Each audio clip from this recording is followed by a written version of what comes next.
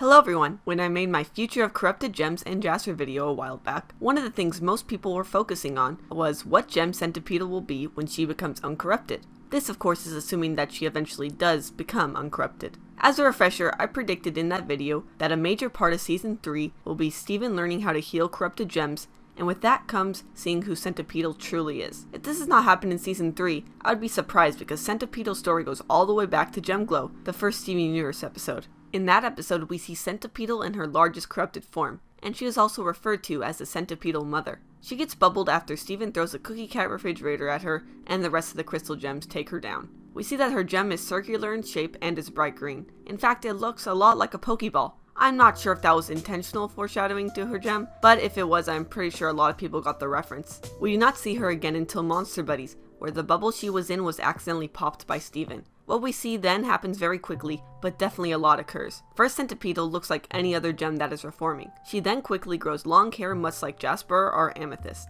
A second later, she loses control of this form and goes back into the shape of the Centipedal Mother. However, this scares Steven, and it looks like Centipedal realizes this. So, instead of turning into the huge corrupted version of herself, she turns into the smaller version, which she keeps throughout the rest of the episode. Steven pretty much tames and befriends her, and by the end of the episode, she sacrifices herself to save him from getting hurt and gets poofed once again. So that is Centipedal's story thus far. Now let's get to speculating on what her gem is.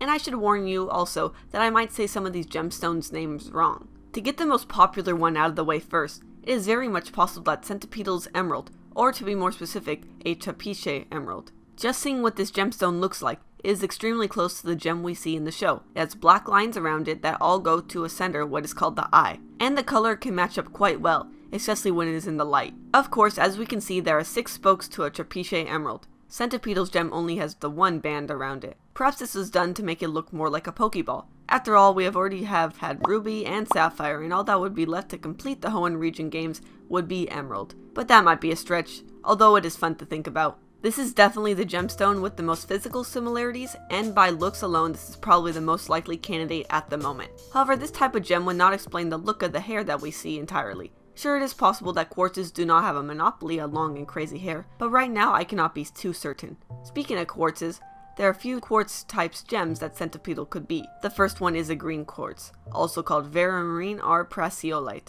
This is a rare green gem that is basically a heat-treated amethyst. Looking at Prasiolite, most of the similarities do not come from the physical appearance of the gem, but instead from the similarities Centipedal has with other quartzes. First off, she is a big gem as we see when she is reforming. She could definitely fit into being a huge, loyal soldier as Peridot calls quartzes. She even becomes loyal to Steven by the end of Monster Buddies. She protects Steven throughout the episode by trying to protect him at all costs. Perhaps she went back to her role of being a soldier, as she had always been before being corrupted. While she does seem to be a bit on the slimmer side, she is definitely taller than most non-fused gems, which is a trait that quartzes have. Not counting Amethyst, of course, who was meant to be 2 times her size she is now. Next up is the hair, which has a lot of similarities to both Jasper and Amethyst in style. Like I said before, this hair may not be exclusive to quartzes, but the Centipedal Mother sure had a lot of it, just like Rose Quartz, Jasper, and Amethyst when she had her hair long. Centipedal also likes to eat food, much like Amethyst.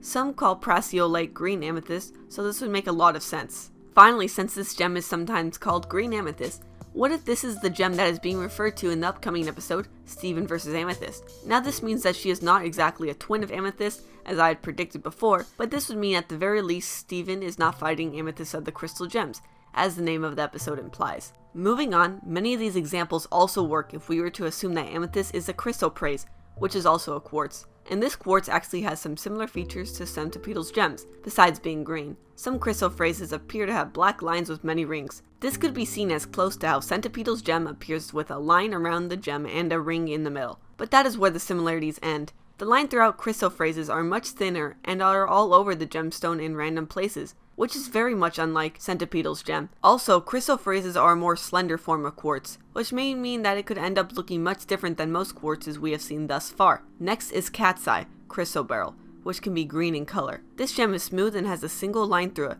much like Centipedal's gem. But that is basically it, since it does not have black lines and it definitely does not have a ring in the center. Or it could be Aventurine. This one is also polished into round shapes that could resemble Centipedal's gem. If not Aventurine, it could be Apatite. They can be green occasionally and is actually used in the formation of phosphoric acid, And who can spit out acid and has it oozing from her mouth?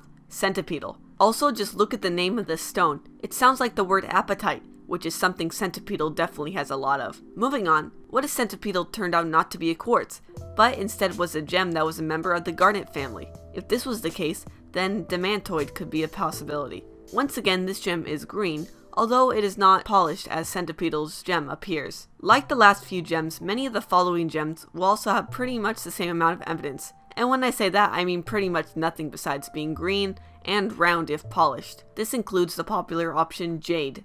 There is also green nephrite, fluorite, or amazonite. So that is pretty much the whole list I have for what gem Centipedal could be. There may be other green gems out there that could go on this list, but putting all of them would be a bit crazy. Also, a lot of these are fan suggestions, so thank you for that. With that being said, there is also one other, although unlikely, possibility. Centipedal could in fact be smoky quartz, but there really is nothing to prove this piece of speculation, as real-life smoky quartz has no similarities to Centipedal's gems. The colors are not even close, which means that this is a very unlikely to be the case. So that was the last option on my list, which means that the speculation video is coming to a close. But I want to know, which gem do you think Centipedal is? Is it one that I put on this list, or another gem? Tell me in the comments. The awesome Centipedal fan art was done by Patreon supporter Squids. Speaking of Patreon, we have a bunch of new supporters. This includes Eneya, Rocket Cat, and Yulina. Thanks for joining this ever-growing group of people supporting Cartoon Universe's work. It means a lot. Also, with Summer of Steven coming soon, expect lots of great videos in the following weeks. So subscribe so you don't miss any. Thanks for watching!